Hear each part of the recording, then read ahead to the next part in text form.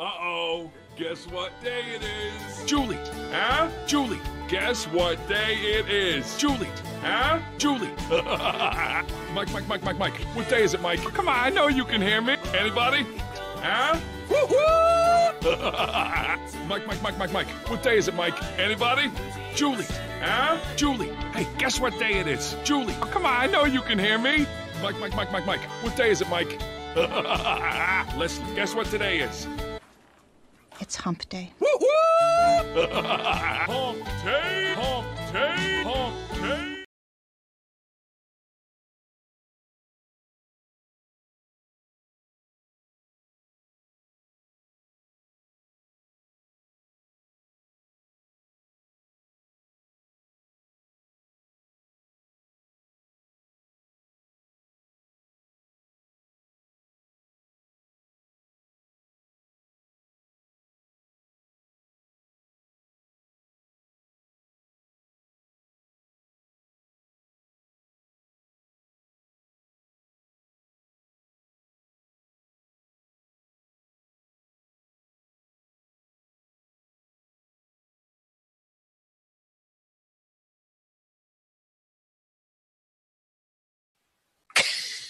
We'll have to show it again. Okay. Come on. I got here 5 minutes before this show started because I was out. Let me see.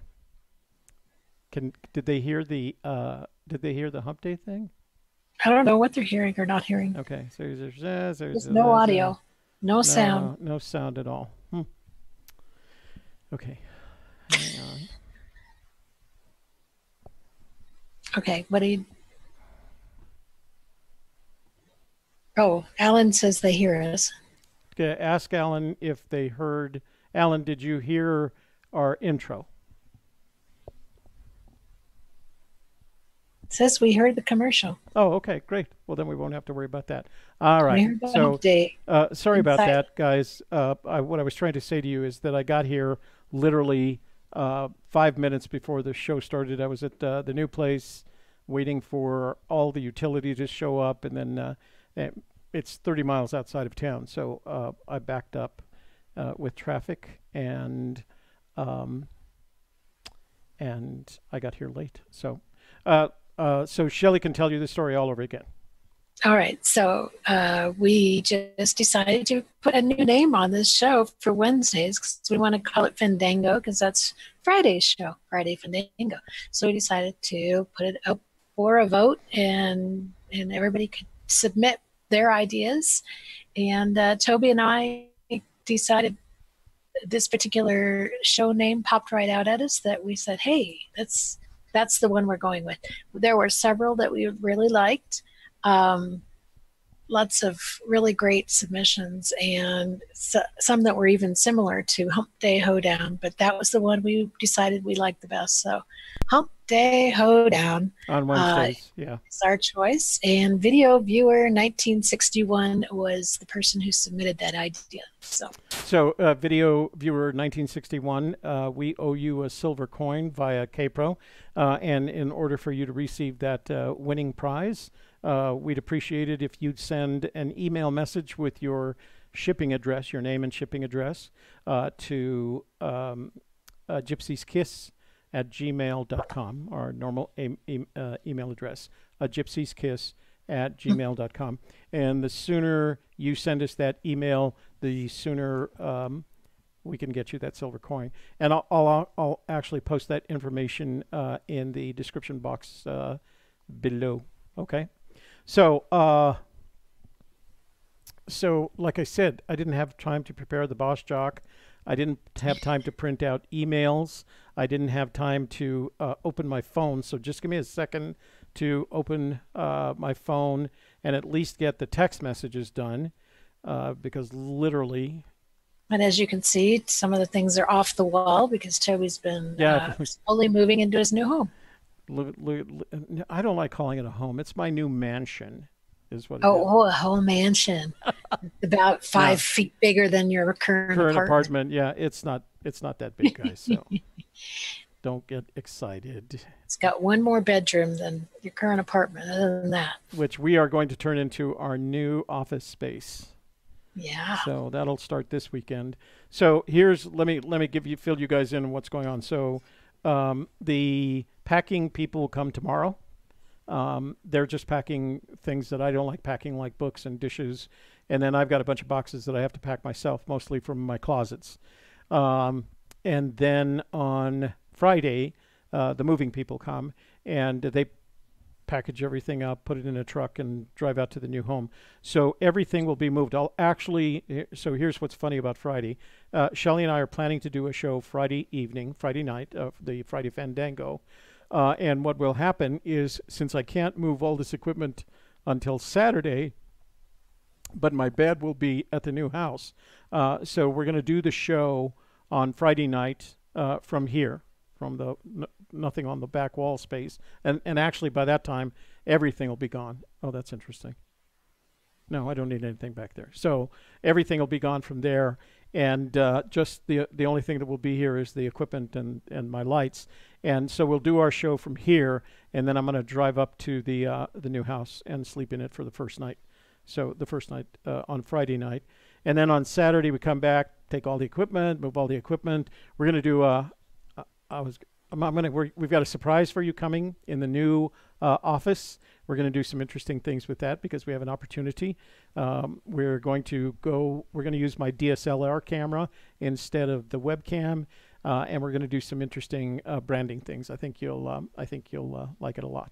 So I also wanted to add my thanks to all the people who submitted. We literally got hundreds of submissions. Who would have thought? And what was really interesting. So I want to thank you all for submitting, and it was a very difficult choice.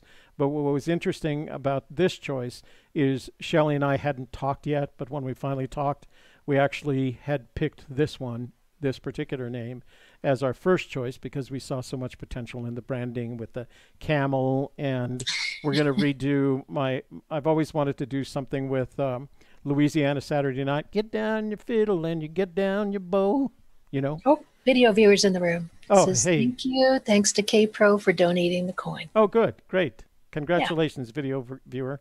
Yay. So well done, well named. And like I said, Shelley spent this afternoon, while I was hosting the utilities at the new place, Shelley spent this afternoon making that video, and I think she did a great job on it.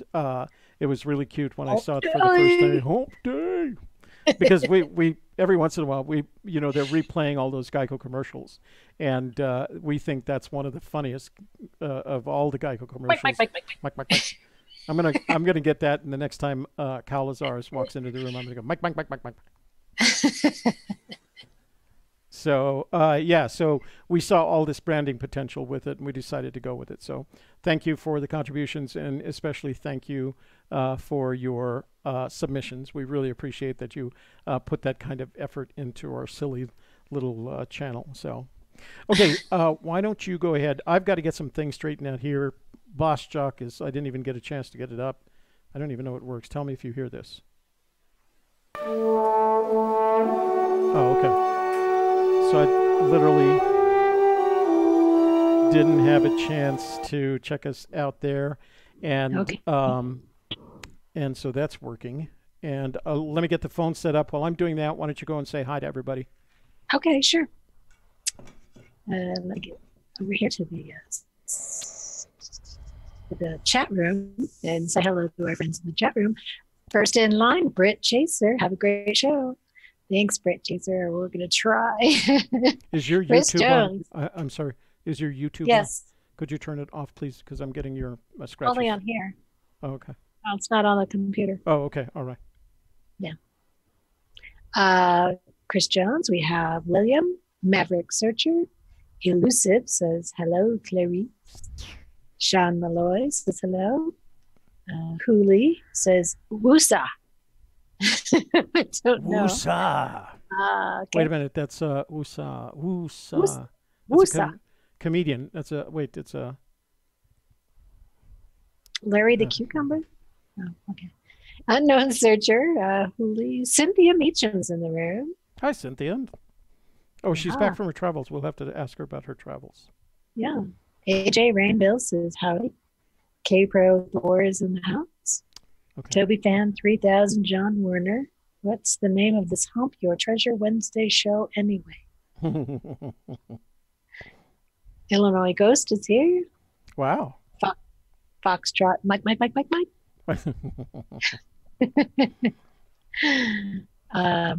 Let's see. Sledneck is here.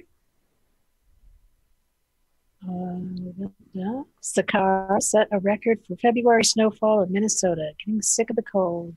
Wow. We've had a cold February.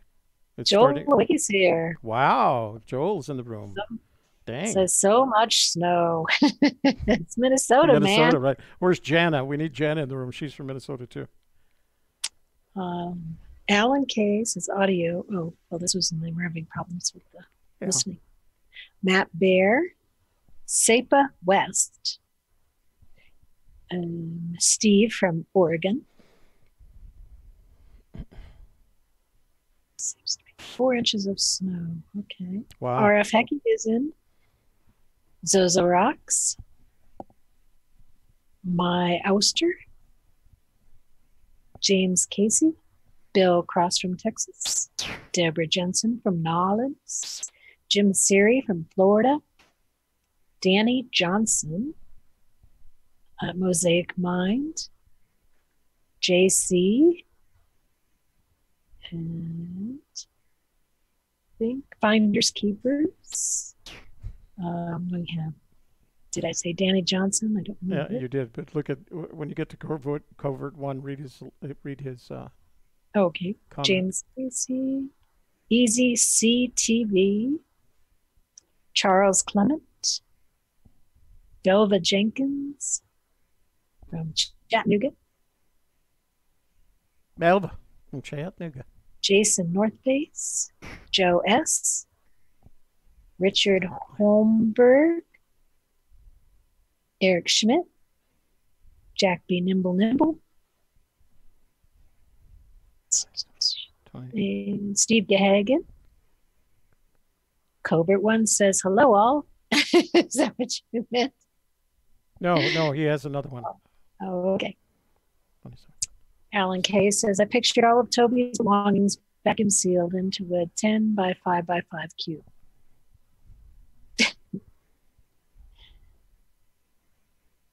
All my furnishings, you mean? No, it required a moving company.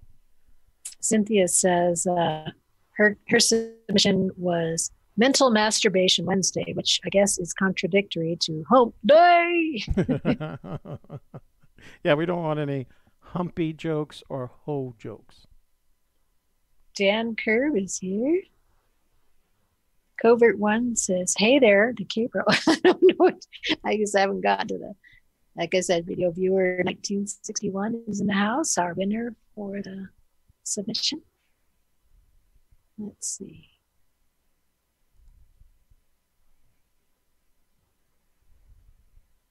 Davio's in the house. Jerry Harris from Wait, Waco. I can do Davio.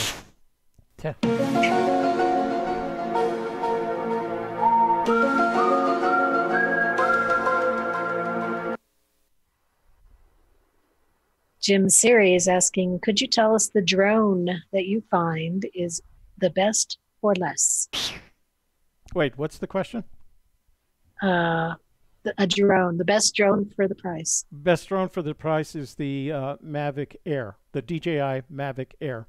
The basic package is $799, and it has all the latest firmware for control and flight handling and GPS correction and everything. It has the full gamut of the only thing it doesn't do well is following a track, but it has all these other features that make it even better. But for the price, you won't find anything better. DJI Mavic Air, $799 on Amazon. You can get the Fly More combo for $999. Let's see. Journeyman's here. Nemo is here. Gold Dog. How about some Venn trivia? Of all the dramatic events that occurred on YouTube this year, what YouTuber blogger was involved in them all? In a what? In Of all the dramatic events that occurred on YouTube this year, what YouTuber/blogger was involved in them all? But I guess you have to define dramatic. Dramatic. Don't know. Wasn't me. I'm like a no drama Obama. Christina Jarrett is here. Learn in 60 is here. Says Goose Fra Ba, everybody. Covert One says, I'm going to have a drink and call in. Is that one that you wanted me to read? Yeah, that was a good one. That's I thought that was funny. Chuck Denny from North Carolina.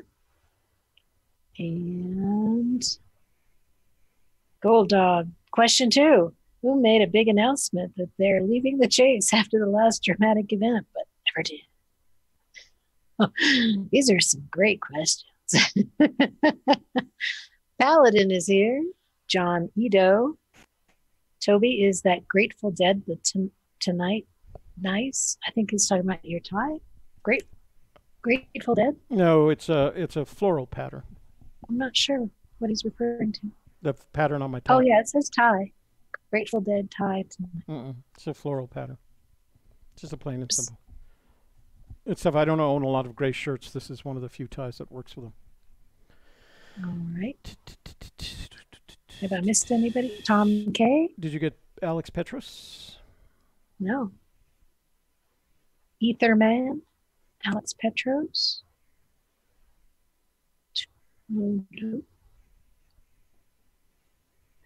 Evan Penn?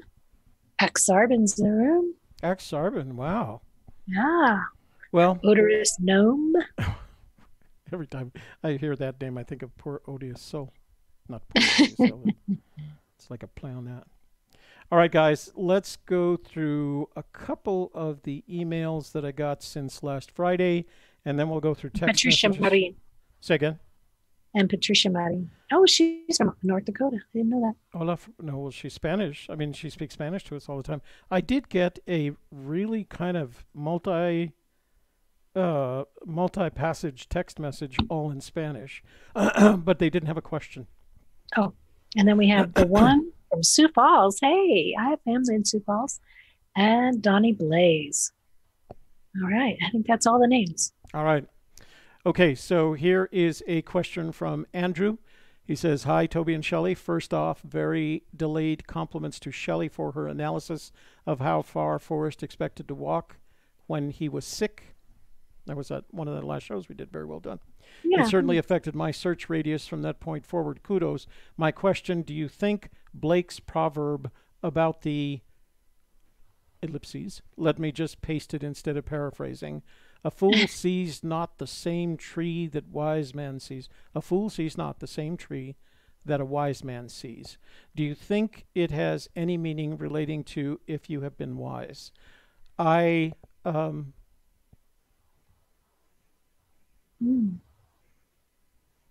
hadn't put the two together, so I don't know that I can give you my opinion. I think Blake's statement about a fool sees a fool sees not the same tree that a wise man sees accurately represents the way people see the world, because I think two people, whether they are wise or foolish, can look at the same thing and see things completely different. And then we get to express our opinions about it. And sometimes those opinions lead to debates, and sometimes those debates leads to arguments. And I cite, for example, the current state of politics. Two men or women, wise or foolish, could look at the state of our politics and see two completely different things. So it's not unusual. The question is whether or not it relates to the poem, the line in the poem, to if you've been wise and found the blaze. That's interesting. So when I read that statement, if you've been wise and found the blaze, I think that's how it goes, precisely. Mm-hmm. The implication to me has always been in the state of that particular metaphor, meaning if somebody says, well, if you've been wise, you'll see this. And if you were to interpret exactly that way, then there's not much of an interpretation. If you've been wise and found the blaze.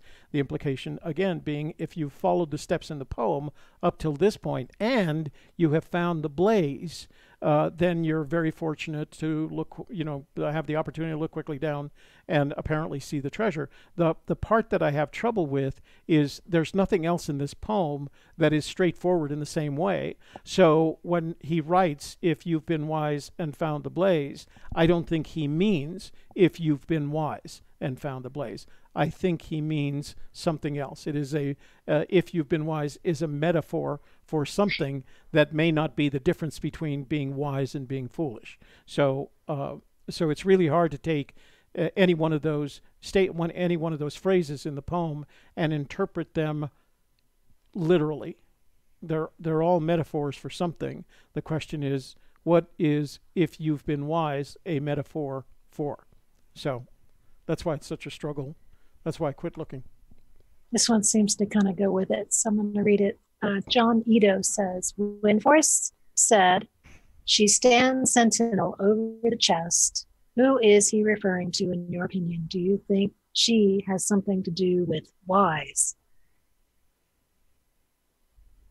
Or wisdom, I suppose. Oh. Hey, we got super chat. Thank you, Alan Kay. That's very thoughtful of you.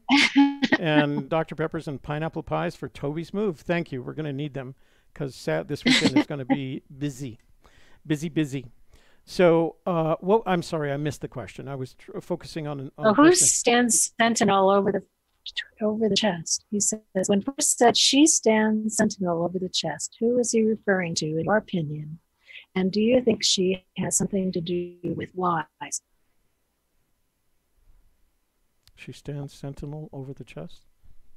I don't remember hearing the phrase. I don't know where it comes from. So I can't answer that. Somebody look that up for us. Apparently, I'm not wise enough for that because I've never heard him say that. You are breaking up. Are you connected to the Ethernet? So are you? Yes. Oh. So are you. All right. I don't know why. I hope they're not hearing it as bad as I'm hearing it. Okay. So did you have another question from the room?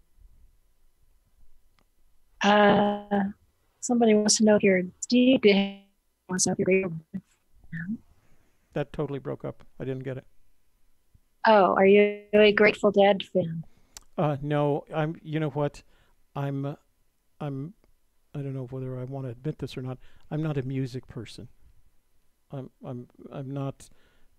I've never been one of those people that focuses on the music in the context of culture at any given point of time. I can tell you that my favorite music at one time came from the Eagles, and that all the songs that I know, well, I'd say 90% of the songs that I know on the guitar are the Eagles, but I know very little about music in general. I've been like music neutral. It's like sports, television sports to me. I've never been a fan. I've never been interested in it. Music is the same way.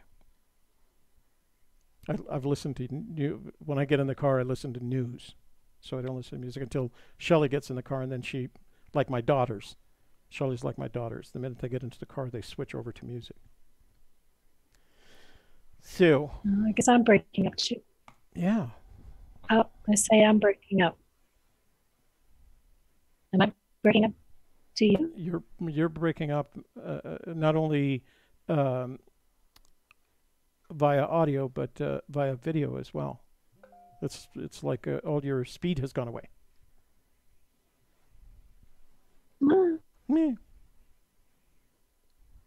It'll come back.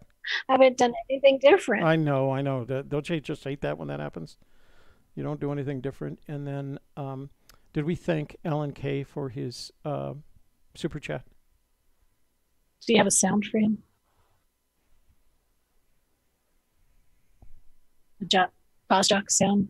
Anything exciting for him? Yes, I do. I have.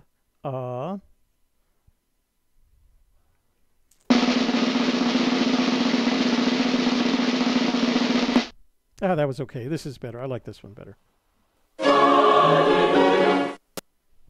There we go. Okay. I have shut down everything except Zoom. So. Okay. I'll Yeah. Okay, this is from Greg. Hi, Toby. Many thanks to you and Shelley for selecting my submission. Oh, that's so it's Greg Buse, it looks like, from Indiana. That's our winner. Oh, I just got his email. is that video viewer? Yeah, the video viewer is Greg. But congratulations, Greg. And I'll ask Kpro. She still has the silver coin, and I'll send her this address, and she'll get that silver coin to you. Congratulations, a nice Fenn silver coin. And he says, please give my regards to Shelley. Thanks. Okay, so wise. Let me go to the next one. So this is from She Stands Sentinel was on Jenny Kyle's site. If somebody could find that quote and post it in the chat, that would be helpful. Yeah, I had never heard the quote, so I'm at that disadvantage. And I am not one of those people. Again, I'm not one of those people that has memorized all of Fenn quotes. As a matter of fact, I misquote him regularly, so don't trust anything I say that Fenn said, because I'm constantly misquoting him. Let's see. This is from Wayne. He says, I was listening to last Friday's Fandango, and some of your comments gave me hope that my... Oops. Nope. So it was someone that assumed that because of something we said on Friday, he assumed that he was the winner, and he sent me his contact information. So I'm sorry, Wayne. It wasn't. I didn't think we gave it away. That kind of okay. So he doesn't have a question. Let's go down from John Bobbitt. John Bobbitt is responding to an email that I sent him, and he said, "Got it." I'm not sure what I sent him that he got the email. Kpro says that it's actually Mike that has the coin, so send the information. Oh, okay. All right, I will. So this one is from Byron. Didn't we just have one from Byron? He says, hi, Toby and Shelley. If someone found the treasure, would it be possible to stay anonymous and also give the solution to the treasure location? If I wasn't the person who found it, I would want to know. Thank you for the entertaining content and the answer to my last question. He did ask a question before that. Okay, so it is possible to remain anonymous. You can do that all through the media. You can remain anonymous, and via the media, you can let them know that A, you found the treasure, provide them some evidence of your find. I got a guy, telling me all week, he kept sending me emails saying, I've got the treasure. How do I get a hold of Fenn? So I'd give him Fenn's Gmail, and he said, well, I already wrote him. He doesn't believe me. And I said, did you send him any evidence? And he said, I have the bracelet. And I said, send us a picture. Send him a picture of the bracelet. And he said he still didn't believe me. And I said, well, send me a picture of the bracelet on today's newspaper. And then I didn't hear from him anymore. So if you want to remain anonymous, and this is going to be hard, but it's going to happen someday anyway. If you want to remain anonymous, Fenn, I think in the past has said he would follow the wishes of the finder. So if you wanted to write him via anonymous email, let him know that you found the treasure, send him the necessary evidence, and give him the freedom, if you will, because it's your choice according to him, to let everybody know where he hid the treasure. I think that could all be done while still retaining your anonymity. But you'd have to do it either to Fenn with some guarantee that he would do that, or our choice would be to inform the media anonymously using an anonymous email account where we told the media that we have found the treasure and provided them proof, ideally the treasure or the bracelet on top of today's newspaper, wherever you happen to be at. I'm still not sure we would share the location of find, but since we're not looking for it, I guess it doesn't make any difference. But you could do all of that and still maintain your anonymity via an anonymous email. Pick any one of the folks in the media who have interviewed Fenn recently and send him your evidence that you have recovered the treasure. and you can tell them if you wish where it was recovered, and it'll get out in the media and eventually to Fenn. So this all becomes, and again, I hate talking about this in this way. I'm not wishing for it to happen, but Fenn's going to pass away someday, and then it won't make any difference. All of that won't make any difference. So I think you've got to consider that position too. So anonymity. The car posted the quote from Fenn, but I think we need to hear the question because he's referring back to the question here. So it says, thanks for misspelling knowledge for me. I am sure the treasure chest relishes her guardianship of the rich objects that are concealed in her care and over which she stands sentinel. Although I guess it sounds like he's calling the treasure chest. He's given her, right? Yeah, that's what it sounds like to me. Watching over the stuff inside of it. Yeah. Like it's a pregnant woman or something. That's interesting. I've never thought of him thinking of it as with a feminine gender, right? Mm-hmm. Well, it holds stuff, so sure. More like a chalice, masculine, like the chalice. That's right. Okay, Jim Siri from New York. Oops, Jim from New York. Greetings from Florida. Okay. I don't know why he calls him New York Jim. Oh, at least for now. In April, I will be in Michigan. It's still not New York. An idea for your consideration. I believe it was in May of last year when Forrest Fenn had stated that some searchers within 200 feet of the box but did not tell them. Also, he said a lot more were within 200 yards. He knew this from emails you had received. Wow. So he wants us to do a survey. You would ask your audience if they had emailed Fenn about the spot they were searching last May. Okay, Jim, I think you've conflagrated more than one story. So what Fenn has said about the 200-foot is that when he first said it, he used to say searchers have been within 200 feet, and that was as early as 2012. Recently, and again, I think maybe I read this before, and I asked K-Pro to confirm this. He said that the 200-foot searcher, I'm not even sure, and this is not a quote, was one person, and they had been out on one search and had never been back, and his only comment about it was he was surprised that that individual knew so much about Fenn, apparently enough to have figured out the poem.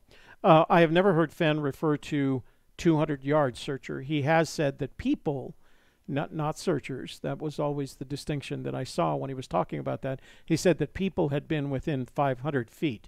The implication being that, let's say, for example, it was hidden in Yellowstone, people who were not looking for the treasure had been on some road that was apparently, and again, I'm using this as an example, within 500 feet. In our search area, the place that we stopped looking in at Rio de los Pinos, the 500 feet people are the people that travel above on the Cumbres and Toltec Railroad. That is within 500 feet of our search area. So, okay, I think I'm getting into last week's questions now.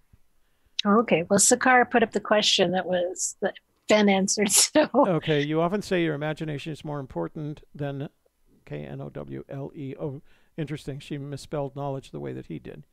Using your imagination, what do you think your hidden treasure chest? Well, she refers to, so the person who asked the question refers to that treasure chest would be saying. So the person who asks the question has anthropomorphized the treasure chest, right? Mm-hmm.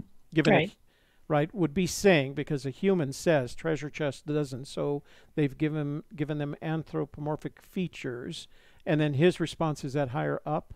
Yeah, Sakar higher up. Okay, hold on. Let me just look at it. So it was the questioner. There was the questioner that gave it the human features. Right. Thanks for misspelling knowledge for me. Interesting. He spells it correctly, if that's how it went. I'm sure the treasure chest relishes her guardianship of the rich objects that are concealed in her care and over which she stands sentinel. So let's go back to the original question, who was asked by whom? She's really making this tough. I'm sorry. I have a little phone here. I was like, you brought it up. Well, let's see. So who asked? Somebody at the question. The original question was, who was Fenn referring to? Right. Let's see.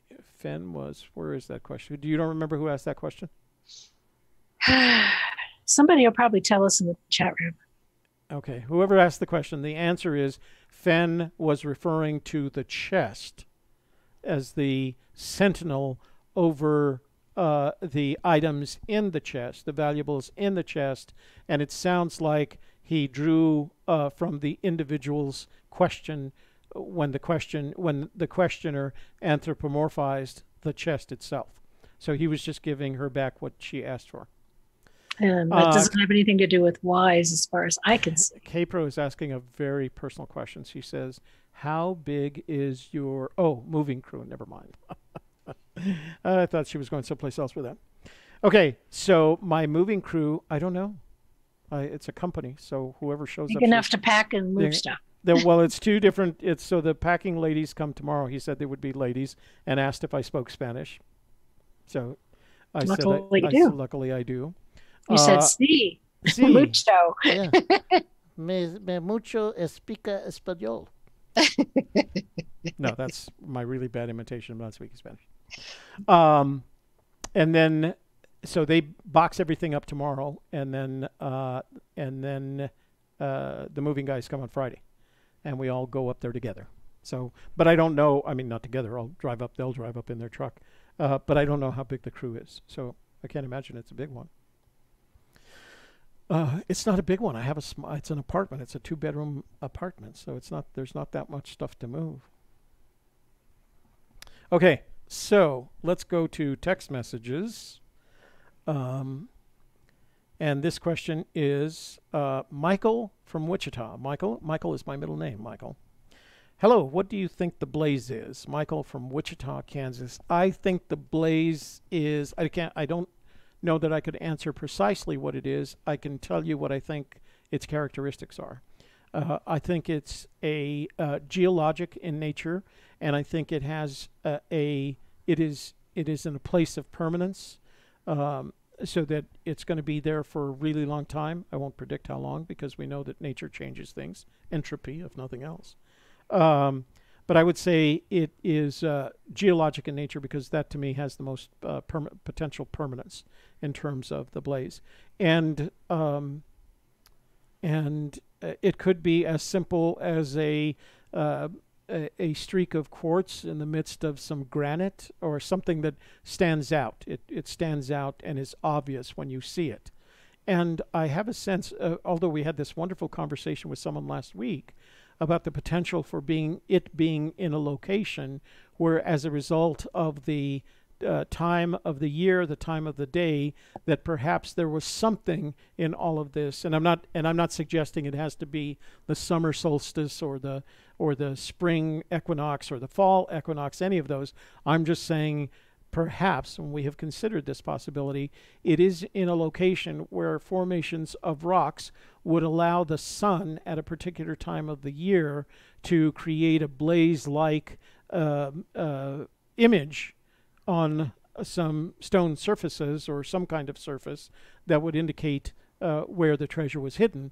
And to me, that's the one that sounds the neatest, because it means you would have to be there, not at the exact time, because there's enough fudge room in there, because we're not planting crops or anything, but there's enough fudge room in there that perhaps if he had hidden it, if he had seen this originally in the midst of summer, for example, and realized that it pointed to that, not necessarily the special place, but think about this: if you're in the special place, you can see the blaze as it appears with a combination of the sun and some kind of formation, allowing the sun to cast light in a particular way on a stone surface that pointed to the rock, the cave, or whatever, wherever he placed the treasure.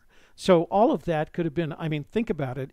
If you were out in nature, if you were outside of civilization, and you were in the mountains, and suddenly you noticed that as a result of being on one side of the valley, and from the other side of the valley the sun was setting and cast light in such a way that it created, I don't know, a lightning shape that pointed down on the rocks below. Imagine how special at that point that place would become to you, and how unique it would be in the context of this treasure hunt, because you would assume that there are only a few days each year where someone could recognize that blaze in that way, and that it pointed to a very particular location at the bottom of that rock cliff face or whatever it is. But that would be a damned special place, don't you think? Especially if you, and think about this, if you were the only one that knew about it. That's that kind of situation that you find yourself in, that you actually probably don't tell anybody else, because your excitement is so great that no one else would understand. Imagine if this happened to you and you ran home and you said to your spouse or significant other or child, and you described this situation to them. You know what my girls would have done? They would go, yeah, okay, Dad, are we going to soccer practice? Because there wouldn't have been that kind of excitement. But for you, it was especially exciting because you saw this cosmic event take place. You saw an event take place that happened once for you and only happens 3 or 4 days, 5, let's say a week, that you could figure it out every year, and you have to be there within that week at that location in order to see that. Now that, to me, is one hell of a Forrest Fenn blaze, because that's the kind of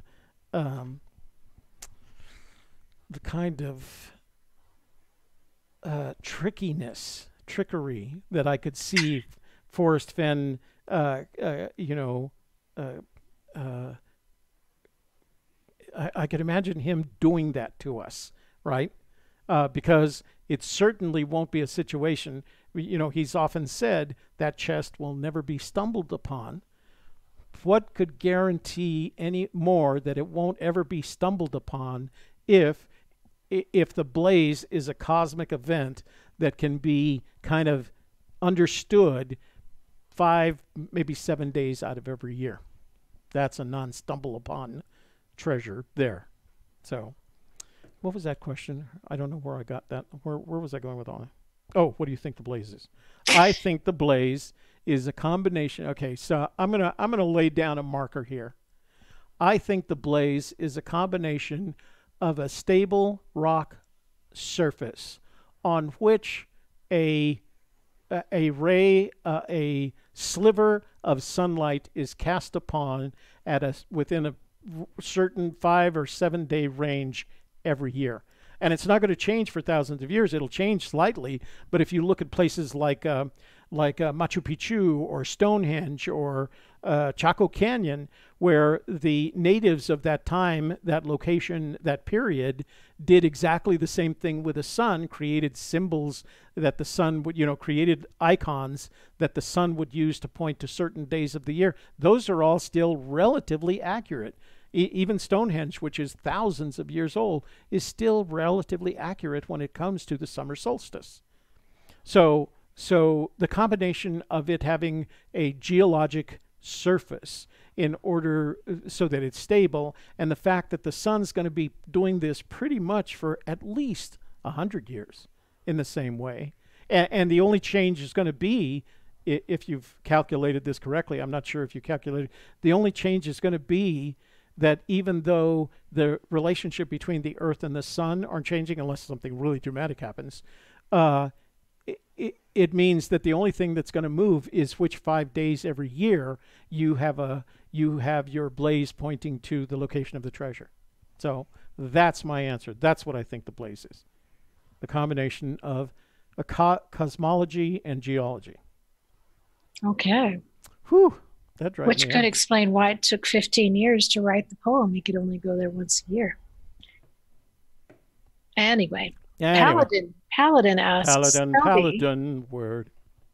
Toby, do you think media would pay big money for exclusive photos of the treasure chest at the location. People magazine pays celebs millions just for a pic of their baby. Yeah, I don't know. I think the problem with the theory is that celebs have millions, if not hundreds, tens of millions or hundreds of millions of followers, right? The chest doesn't have that many followers. It might pay money for first rights, but it wouldn't be big money. It certainly wouldn't be if Toby was having a baby and announced it, like my baby bump was showing, that would be big money. But the treasure isn't big money like baby bumps. Baby bumps are big money because those people have, tens or hundreds of millions of followers, and that sells people magazines. So the treasure is going to be interesting, and it's going to be a lot of fun. And I think there's some notoriety to be had for the finder. After all, it is the finder, because everybody's going to want to know how you got to it. But I don't know if it will. I don't know if it will have the same level of visibility as some of those more celebrity-related events that are so popular with not only the media. Listen, the media wouldn't do a damn thing about it if it wasn't the people craving that kind of information. What? Do you have another question there? K-Pro wants you to explain your tie. Explain my tie. About. So my tie is a gray because it matches the shirt, and then it has this floral pattern on it, and I kind of recognize the flowers. I think it's I took a picture of these once. Star lily. Star lily. It's a primarily Asian flower. And I used to have a real passion for them. They're very sexy, and they're very photogenic. And so when I saw this tie, I bought it for myself. That's how I buy my ties, when I think it works for me. So it's a star lily, and I've got some close-up images that I did a triptych of a red and white and with yellow. It's a very sensual, not sexy. It's a very sensual flower, and I've always had a kind of passion for it. I've always liked them very much. I like giving them, and that what was on here. And when I saw it, I had to have the tie. So there. Am I drunk? No, Alex, I am not drunk. That's actually coffee in here because I've had a long day. I know somebody said I look like I'm always stoned. I'm like, I've never been stoned in my life. Yeah, exactly. Shelley is pretty straight, and although she is one of the most mellow people I've ever known in my life. So, don't let her. Oh, I don't need to be stoned. Yeah, you're just a mellow person. Hi, Toby. Dan from Ohio here. The line, "If you've been wise and found the blaze," is in past tense. That seems strange to me. Any thoughts? He mixes his tenses not only in the poem, but throughout the book. And I think it takes an experienced writer who has an experienced editor to point that out to them. I don't think it was any more than Fenn not being a professional writer and not having a professional editor. The writer would have picked up on that, not made the mistake. He makes it like it's not a mistake. It's the way he writes. And I think he does kind of a train of thought kind of writing, and sometimes that comes out in the past tense, sometimes it comes out in the present tense, because I don't ever see any consistency in anything he's written, much less the poem. So, well, Alex Petros asked a question and Cynthia Meacham answered it. So he asked, "Does anybody know where Fenn fished in New Mexico?" And she answered, "Fenn fished at what is now the Valle Caldera in the Jemez Mountains. It was the Donegan Ranch way back when he fished there." We also know that he fished on the Pecos because he tells a story about fishing on the Pecos in Too Far to Walk. At least that. But it's interesting to me. I can't imagine that Fenn would have fished in only one place. Now, maybe it was because he was getting older, but New Mexico has a lot of prime fishing water. You have to travel to it, unfortunately. Well, fortunately or unfortunately. You have to travel to it, but there's a lot of prime water all over northern New Mexico. So I'd be surprised if he only fished in a couple of places. You got to try it. You got to try a lot of places in New Mexico. This one, Forrest said that history that hasn't been uncovered is a book that's never written. So why would he hide 1 million worth of historical artifacts for 1,000 to 10,000 years? Well, so I've often questioned, I have more than once questioned the 1,000-year thing, and he beat that back. He got upset when I suggested that he was hiding it for 1,000 years. He beat it back when I suggested he was hiding it for 100 years. He was hiding it until it was found. Now, I don't think he has control over when it's found, so it could be 1,000 years, it could be 100 years, or it could be day after tomorrow. Not that I'm suggesting you all go out to day after tomorrow, because it's still cold out there. And that comment about history has a couple of funny characteristics. Number one, if it wasn't important in the context of history, it doesn't become historical. In addition to that, there is another feature of history, and that is the winners write history. So history is never written by the losers. It is written by the winners.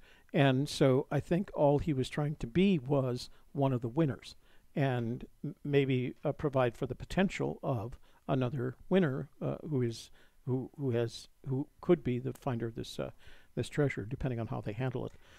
So I don't know that it's worth putting in. I guess the answer to your question, Alan, is I'm not sure that it's worth putting the treasure in the context of history as opposed to the context of a historical curiosity. I think it fits better there than history, in the grandest and in the college history 101 sense. I think it's more like a historical curiosity. And then being a historical curiosity, it has a infinite, undefinable life. It could be found next summer, or it could be found 100 years from now, but it's not going to impact it's not going to have a great impact on how history is written. As a historical curiosity, sure, I think it'll be something like that. Okay, so this is from Elusive. You guys can call me now if you want to chat. I have a question. Okay, Elusive, I'm going to open up the phone lines in just a few minutes, and you can call us. Let's see. This is also from Michael in Kansas. I think you've talked about Fenn saying something to the effect of a key word in the poem. What do you think that key word is? I don't know. We've had a debate, Shelley and I, over the years about what each of us think the words. What did you finally settle on for keyword? Oh, halt? Yeah, halt. Shelley thinks the keyword is halt. I think the keyword is treasures. And the reason is the way it's constructed. It would be very good for a cipher if that's what it was all about. But I've always liked the word treasures. Honestly, I have no idea. I have no idea what the keyword is any more than I have any idea what the meaning of each of the clues is. So Ralph sends us a tip for boots on the ground searchers. Wool is the way to go. Wear it head to toe. You'll be happy as a lark, even if you're lost and it gets dark. Oh, he's not only an advisor, he's a poet. Oh, I have wool socks on right now. Really? Yeah. I have wool underwear on. They're not very comfortable. I wouldn't think so. This is from 607. So 607, you didn't put your name or your location. So if you hear me reading this, send me a text with your name and location. 607-269. So I won't give anything else. Jim Siri asks, has Forrest ever said if he drove his car with the chest or he rented one? He's always, the answer is he's never provided a accurate response to that question. He go to Moby Dickens, and someone there asks him if he rented his car, and basically he says he doesn't want to answer that question because he's afraid that someone would look up the rental records. But that doesn't mean he rented a car. So there is no definitive response from Forrest that would tell you whether he rented it or not. So I'm going to read this one from 607. I have a gut feeling there's one his bronze bells. There's one his bronze bells buried with a chest because and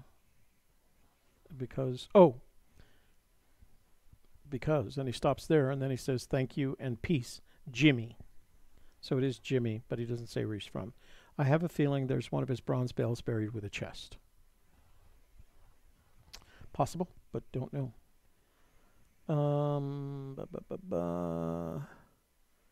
Okay, this is a voicemail. Let's see if we can play this and not blow everybody's ears out. So.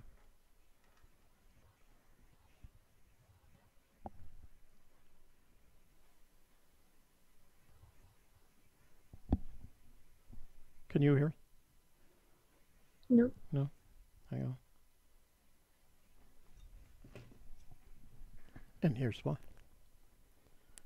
Wow, the last couple of weeks have been amateur night, huh? What the heck? What the heck, guys? We just have too much in our lives going on. Oh, this and gorgeous. And weeble swabble, but they don't fall down. Okay, there we go. Now let's try it. Hey, brother.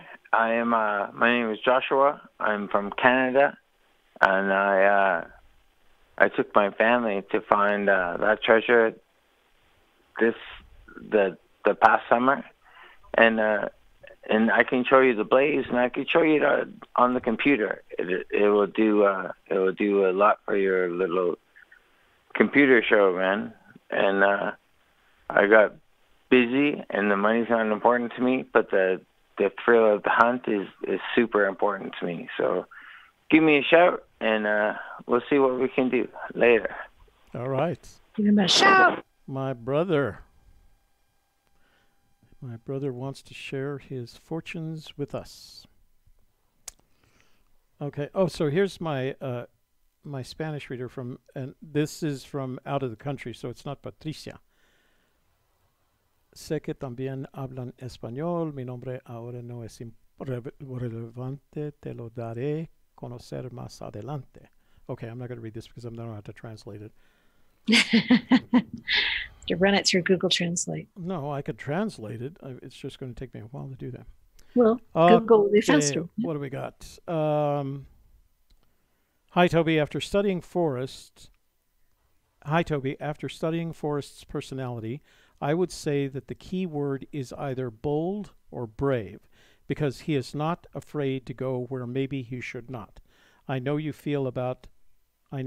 how you feel about nice clothes hanging in the closet. You look handsome. I think you made that last part up. No, it says. It says, and it's followed by an exclamation point. Thank you. Okay. Thank you. That's a very nice kind of thing to say. Okay. This is a multi-part thing. How would I reach to give Forrest... Oh, this is the conversation I had. How would I reach Forrest to give his bracelet back? So I contact him at forrestfenn@gmail.com. He says, I have tried numerous times. I suppose I can try once more. Thank you. And I said, provide him photographic evidence. And he said, I have, although there wasn't as much there as he said. There is a stone bracelet, though, turquoise in color. So he found a stone bracelet that was turquoise in color. The contact information he provided on letter inside the box is wrong. And I said, take a picture of the chest on today's newspaper. Send him that. That's when he stopped talking to me. Okay. Let's see. That's just a thank you for responding last week.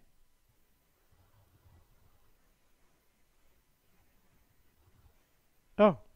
I need to read these more often. Paul Ammons is in New Mexico, visiting in New Mexico.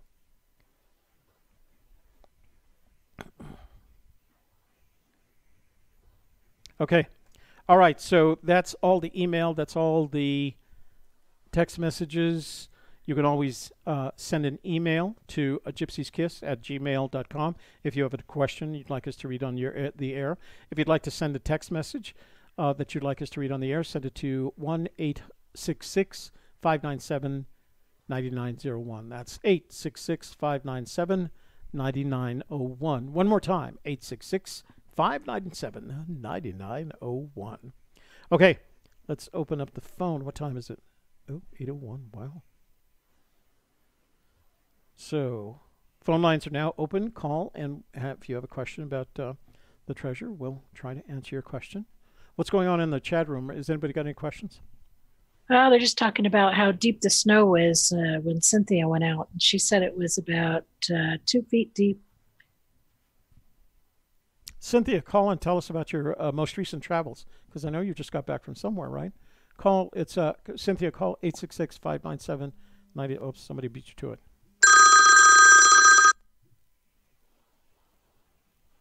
Hola, ¿es this el Toby Eunice? Who is this? Hello, Toby. Hey, brother. Who is this? Where are you calling from? This is Elusive. I'm calling from California. Yay, Elusive from California. What part of California? Any place I know? Hey, I'm here in Southern California. Mm-hmm. Southern California could be Los Angeles, San Diego. So okay, all right. Well, good. Well, I'm just here near Pasadena. Oh, Pasadena. I used to live in Orange County, and then for a while in Newport Beach, so I know the area. Oh, very nice. I spent a lot of time down in Newport. Got some family out there. Yeah. And I actually might be moving to Albuquerque soon. Oh, great. Yeah, so if I do, I'm going to be inviting you and Shelly out to lunch because I love your guys' show, and I appreciate, I know everyone appreciates what you guys do. Well, thank you. That's very kind of you. We look forward to the opportunity. That'll be fun. So why are you moving to Albuquerque? It's a possibility. My girlfriend applied for graduate school there at the University of New Mexico. Right. So I came within a semester of graduating from the University of New Mexico. Yeah. Yeah. But I had this vision of having to go back to Santa Fe and be a lawyer, and I didn't want to do that, so I quit school in my senior year. But University of New Mexico is it's got a great graduate school. It looks like fun. I've been to Albuquerque once, and I really enjoyed it. Nice people there, delicious food. I can make it work. Yeah. Oh yeah. Yeah. It's not hard. And you got Santa Fe just 60 minutes away if you want a little bit of culture, and you've got fishing further north. So there's a lot going on here in New Mexico. We like it. I mean, sounds like my kind of place. I wasn't planning to stay here. So the state motto is Land of Enchantment. But people make fun of it, and they call it, if you're like me and you come here and you don't plan to stay, and then you do, to the extent that you buy a house, they call it the Land of Entrapment. That's funny. Yeah. I can see the enchantment, though. I can see the enchantment there. It's in the mountains, and it's in the sky, and it's in the people. Yeah. It is a really diverse in terms of cultural, and historical. It's diverse in a lot of different ways. I mean, certainly in terms of the peoples, but it has a lot of diversity in terms of culture and in terms of history and in terms of geology. I mean, almost everything. You can find almost anything you want in New Mexico, depending on what your particular interests are. That sounds good, and I'll keep you guys in the loop about that. But I'm sure people want to hear about my question. Yeah, please. And they probably want their turn. So I asked this question in chat. I think you guys missed it. So if you see it on there, you can just ignore it. Okay. But I just wanted to know about how Forrest has his. I'm somewhat new to the search. I just want to know how he's changed since finding out people have died, looking for his chest. And I know some people say that not to look past the 2011 interview. And then there's other people that do. So I don't know. I just wanted to hear your perspective on all this, and kind of see what you think his thinking is and how it's evolved since this thing has blown up, and like I said, since people have passed away. Well, if you want to see, let me tell you what I think I would do, and then I'll tell you what I think. All right. So if you want to see the difference in Forrest Fenn, watch the Moby Dickens video. Because that's the Fenn. I've seen it, yeah. Yeah, that's the Fenn that I knew at that time. If you want to see the Forrest Fenn of about 2 years ago, watch the Collected Works video from where when he released the first edition of Once Upon a While. The most recent videos, I think, the most recent ones, he hasn't done a lot of videos that weren't quite controlled, like the one that he did for what was it, Shelley, that he did the Nightline. The Nightline video. He hadn't slowed down, but if you see him now, you'll see he's what for all intents and purposes he's lost a step, and I think the things that have happened to the chase, people passing, as people dying as a result of them searching. Now, whether or not that was their fault, the chest's fault, Fenn's fault, I'm not going to make that argument one way or the other. I think we're all Shelley and I both believe in personal responsibility, and you're just as likely to fall out of bed at night, and die.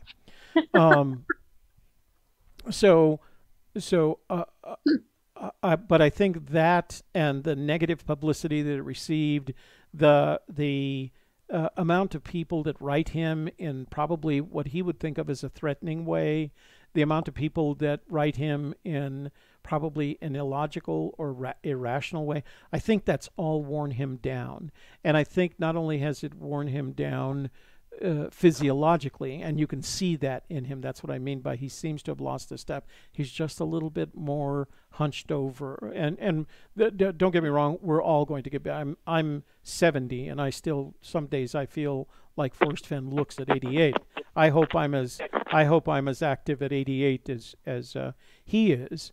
But I think it's worn him down at least physiologically, and I'm sure perhaps even mentally. And because of the physiological and the mental debilitation, not debilitation or deterioration, the way it's worn him down, there's probably a spiritual, it just gets to you, and after a while, it's like having a job that you just did, too long, and you're going like, I've got to do something else. I've got to go someplace else. I've got to do something else. And as someone as young as you sound, you have those options. He doesn't. Right. He doesn't have. He's kind of stuck with who he is and what he's done. I think his mentality and his just the fact that he's still with it and his energy is pretty inspiring. I hope I can be like that at his age. Yeah, I agree with you. I just mean, does he want the chest found? And do you think that him putting the second book out and the fact that people have passed away means that he wants this thing kind of found? Or do you think that his position has not changed on that? I don't think his position has changed on the matter. I think that's why it's worn him down. No guilt. Because, he may experience guilt. We don't know that, right? But if there's not enough guilt for him to say, what he would have to do is admit that what he did was a mistake, that he made a mistake, and that he's correcting the mistake by taking it down. Here's what I could comfortably predict. If he were to retrieve the treasure for any one or more of any of the reasons that you cited, it would be worse for him, right? Because there's lots of people who have spent a lot of time, a lot of money, a lot of effort looking for this treasure. And if he were to recover it because of the pressures of all these, and I want to say imaginary, but all the pressures we imagine he's experiencing, and then he goes out and retrieves the treasure, that's going to create more pressure on him.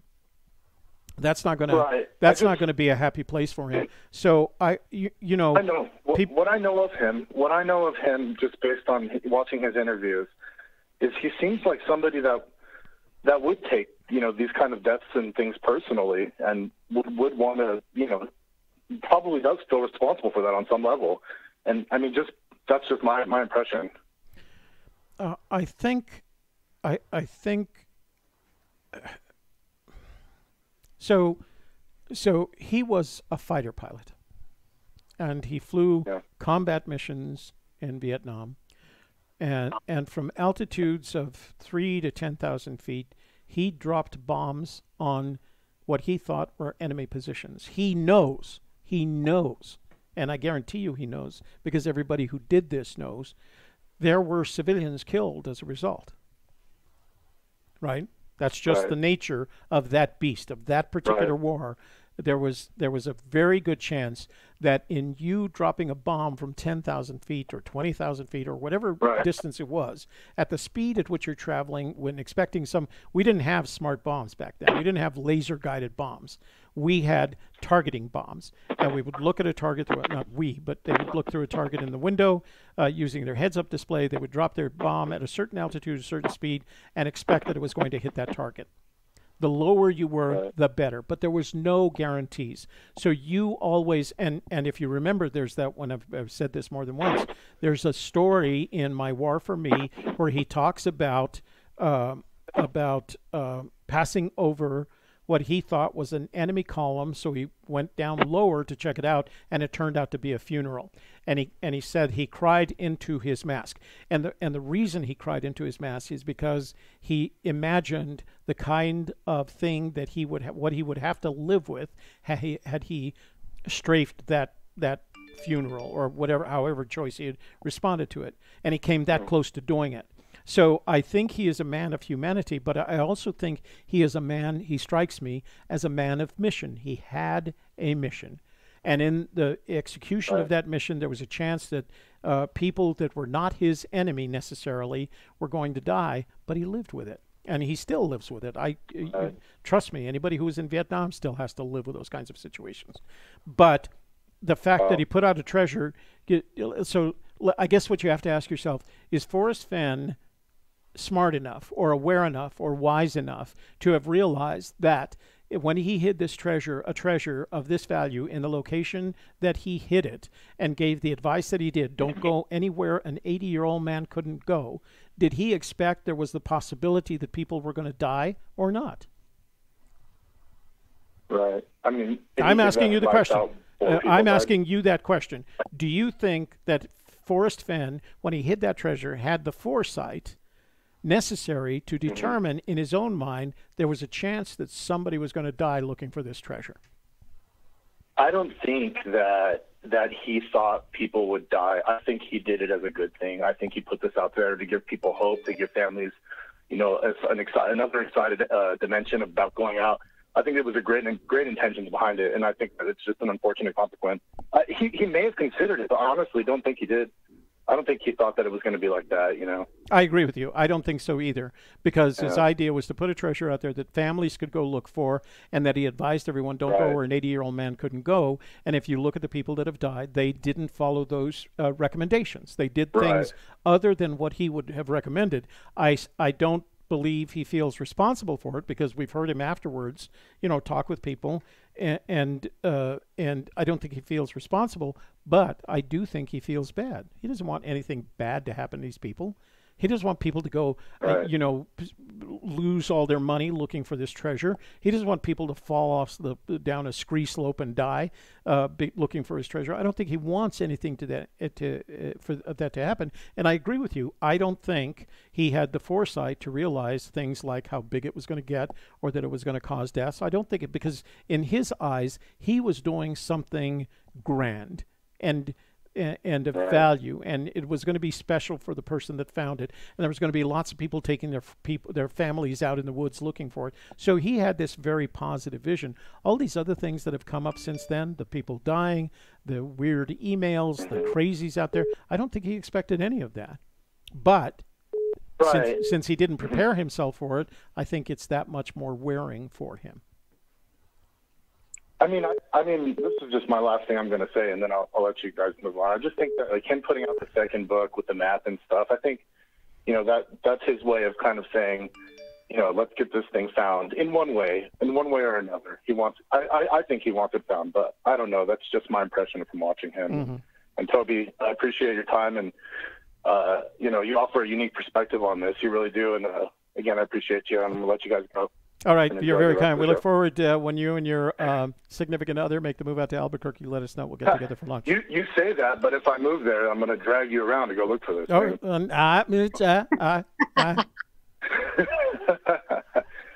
All right. Have a good evening. Thanks for calling in. Okay, phone lines are open. Cynthia, see if you can squeeze in there. We want to hear your story. What's going on in the chat room? It says Shelley she Carney? didn't just get back from a search. Oh, she didn't? No. I didn't say a search. I thought she had gotten back from a trip because when we She invited got her. back from a trip, apparently, but it wasn't a search. Oh, okay. All right. Sorry. Then I don't want to hear anything about it. Oh, okay. She did say that you can't find the treasure under snow unless you know exactly where it's at. And at the time that she was searching in the snow, she didn't know where it was at. Yeah, so I'm that makes it wondering, even worse. Cynthia, does that mean you know where it's at now? So give me, hang on. While I'm taking this call, I want you to think about the softer side's perspective on the question that Elusive asked. How do you think Fenn feels with all this? Hang on. Don't go away. Hi there. Who's calling? Who is this and where are you calling from and what's your question? This is Steve Gahagan calling from Nebraska. Steve! Hi, Steve Gahagan. How are you doing? I'm doing well. How are you? Very good, thank you. How's the family? Good. Getting well, very well. Oh, good. Great. So when are you coming out to New Mexico? Oh, I got to wait for all this snow to melt. Yeah. It's actually... We've been pounded this year by snow. Yeah, they're in the Midwest, in the Grand Midwest. Yeah, the Four Corners region keeps sending all their weather our way. So we've just been getting dumped on. We've been okay here in the Albuquerque area. We haven't had bad, but it is bad up north. Certainly not enough to go searching. So, what are your plans for the coming search season? Well, like I said, I'm hoping to make it down once the snow melts. So, probably early June, maybe late May, if that can happen. Mm-hmm. Early June is good. Late May is good. Late May, it was April. We were snowbound in April, but by the time the end of May came around, we were okay. At least in northern New Mexico, and I think what kind of season have we had this year, Shell, snow-wise up north? We're going to have water. Right? Fairly average. Yeah. We've had good precipitation. Yeah, good precipitation. That means good water for us down south here. Down. Well, I came out last March, the end of March, and there was still just a little bit of snow on the ground, and there's still quite a bit of melt happening. Yeah. And it was cold camping overnight. Yeah. We woke up with slush in our water. So. Oh gosh. It was a little too chilly for us. So do you guys? But we survived. Do you always camp when you come out? Yes. Oh, nice. Cool. Yes, we do. We rough it. We bring MREs and we camp out. That way, the cost is mostly just gas coming out. One of my grandsons, I was watching my grandsons this last weekend, and they turned me on to a channel called, I think it's called We Can Survive, or Can We Survive? Can We Survive? And I thought it was a bushcraft survival kind of thing. And it's these two guys from Canada, and they're trekking around in a fully loaded Jeep with a converted camper following them, and it's funny to me because the title of the YouTube channel is Can We Survive? And the obvious thing is like, yeah, I think if you're in a Jeep with a full-blown camper behind, there's a good chance you're going to survive. But they make a big deal out of it. I think you're all right with that. And one of the things that they do is they open up MREs and they describe them. So they get a lot of views, people wanting to see what is in the MRE that they eat, and they describe all the contents. And I can tell you, having had an MRE, but only once, we, of course, when I was in the military, we still had C rations, and they were not at all appealing. They were, they were terrible. And not only were they terrible, there wasn't a big variety. But these guys are opening some MREs that if I had in the field, I would feel like, wow, this is a 4-course meal here with drinks. They don't put cigarettes back in the old days. Well, there are a few companies now that make some pretty good survival meals, that have shelf life of 25 years or longer, and they're decent meals. If you've been hiking all day, you come back to camp and put that on, and it hits the spot. Yeah, no, Shelley and I use them all the time. I use the Mountain.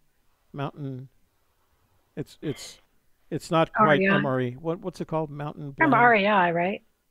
Yeah, they're REI meals basically, and you just add water. You literally pour water, and it turns into beef stroganoff. And they are very good. Right. They've helped. We not have our bad. meals. No, they're very good. Yeah, I survive on those. They've come a long way since the Army days. Yeah, they have, especially since the sea ration days. Yeah.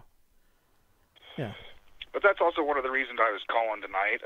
I just kind of want to do a PSA for everybody and the new searchers. There seems to be a lot of new searchers coming into the chase. And yeah. Seems like they're really rip-roaring and ready to go. And, there's still 2 feet of snow on the ground here in Nebraska, so it's definitely not search season yet. But while it's not search season, it's a great time to go through your gear, make sure everything's in order anything that you need that you're missing. Check your tent and your bags, make sure there's no holes in it. I like to always over-prep before I go. That way, if there's anything that I think that I might need, I know that I have it. Yeah. No, that's. I think that's just a good philosophy. That's not only good philosophy, that's sage advice, and that comes from someone who has the experience. I wanted to, one of these times I want to go back. We did a show on a product that we use called the InReach, and I noticed. I don't know whether you guys, for those of you that haven't tuned into Ramblin' Pam's channel, I strongly suggest it because she's a really good storyteller. And she and her husband do a great deal of traveling. And in this last video they had, they went into a desert area and experienced 2 flats within 10 feet, Jeez. Yep.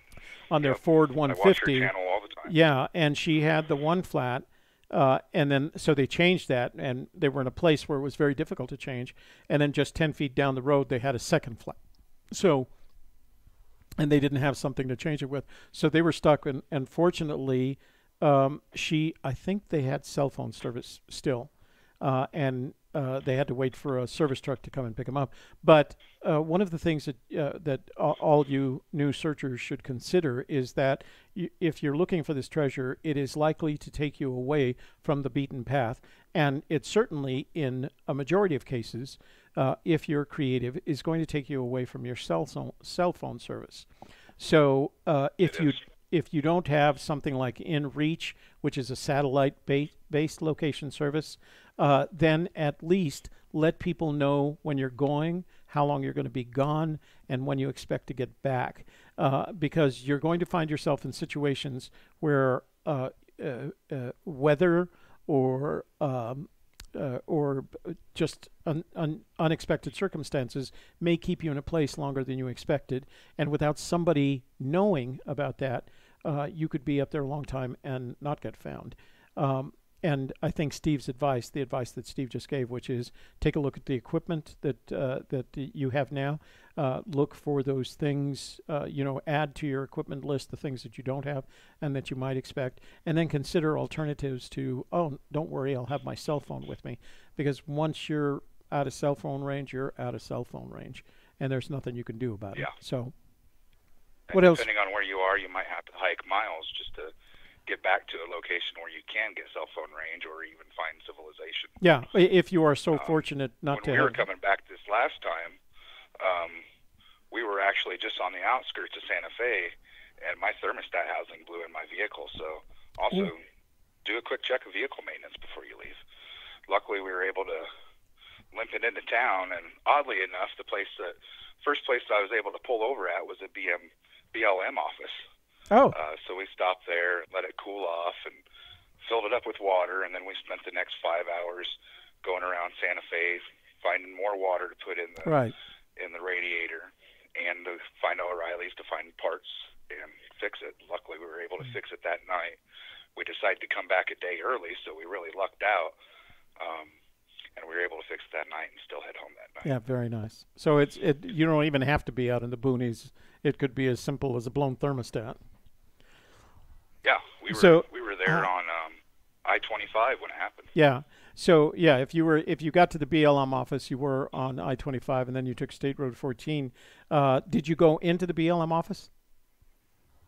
No, we didn't. Oh, it was Sunday, so I believe they were. All right, yeah, they would have been closed. It's just such a fun office. That's where we get all our maps, and our friend Steve is in there, who is also a friend of Forrest Fenn's, and I think they're about the same age. But he's one of those guys that just doesn't know how to retire, so he still takes care of the BLM, store that has all the maps and everything. And honestly, if you talk to him about Fenn's treasure, he'll talk to you for hours about it because he's a big fan. So he's one of the few people that we met that really like Fenn's Treasure. Did I see Michael? If we would have had more time, I definitely would have liked to have gone in there. Yeah, he's a good guy. He's a good guy. Well, the next time. There's always a next time. There is. There will always be a next time, hopefully. Yeah, we look forward to it. Well, we want to meet your family the next time you're out, if they come with you. I'd love to bring them. Yeah. That'd be great. Yeah. And who knows? I also wanted to say there's been a lot of people who have been saying, somebody has to be close because of what Forrest has been saying, how he's done and all that. Well, he said that a year ago, that he just really doesn't have much more that he thinks he needs to say. Yeah. So I think he's gradually been stepping back, and we as searchers pull him in, and he keeps giving us a little bit, but it's ultimately up to him when he does want to step back completely. Yeah. And it shouldn't be a surprise to any of us, or it shouldn't really mean anything to any of us when he does step back. Yeah, I think he's tried for years now to in a progressive way step further and further back. This last 6 questions, I think, was the one that I thought was the kind of the most obvious of like, okay, enough is enough, kind of thing for him, not for us. I don't think he thinks of us, and I think it's just him. He goes like, enough is enough. So. I do have a question Every for time you. he goes out, and I think we might be together on this, but I've only read The Thrill of the Chase. I haven't read Once Upon a While or Too Far to Walk. But what do you think? I know it's just a scrapbook, a memoir, so there's really no theme, but I still believe that there is a theme to the book. And what do you believe the overall theme to the book is? Okay, so we've actually, Shelley and I have talked a lot about this because we did that book club, and so it gave us an opportunity to kind of figure out what the book was about, other than him telling stories enough, right? So there's a very rational perspective, and that is he tried to talk people. He has what he believes to be an interesting life, and I think it would be difficult to disagree with that. I think he has led an interesting life. When he talked to the people who were writers and he asked them to write his biography, or the biography on his behalf, they said, "Oh, Fenn, you're such a good storyteller. You do it." And I think after a while, he thought to himself, well, let me knock out a couple of these things on the old word processor, on the old Wang word processor, whatever he was using at the time. And he realized that it was easy, that it was easier than he expected. It wasn't perfect. It is not grammatically or in sentence structure or all the things. If you were to look at it from a pure literary perspective, you could say, well, this isn't very well written. I think it's damn well written because it's eminently readable. I have read all 3 books. I have read The Thrill of the Chase. I've read Too Far to Walk, and I've read Once Upon a While. I haven't gotten the second edition or the second version of Once Upon a While, but I can tell you it's entertaining and interesting and entertaining enough for me to sit down and read that book. And I don't read anymore. I'm a big fan of Audible. I listen to books. But I read his books, and they make for interesting reading. And I think part of it is the plain spokenness of them. I think part of what he did is he has each of us believing that we could write something similar in our own time. And I think, he went through that process of recommending that we all write our biographies. I think I agree with you. I think you're right when you say I agree. I think that there's much to what he's done, and I think the theme, if I were to look at a theme that he was trying to convey, especially in The Thrill of the Chase, it is that any life is worth writing a story about. Is worth stories. You've heard Shelley and I talk about the hero's journey, and that each of us lives our own hero's journey, and that our journey is lifelong, and sometimes the journey is a year long, and sometimes the journey is just getting through today. And I think that's what I think the theme is, that for lack of a better way to describe it, and I don't think he would say this. I don't think he'd say it in this way, but anybody has a story to tell if you have the time to sit down and write the story. And that's how I feel that I feel like that's what he was trying to tell us. I agree with that. When we did our It's All About You interview, I think I described reading his book as feeling like I was having a conversation with my grandpa. Yeah, it's like reading the old... Just a friend, and we're just having a conversation together.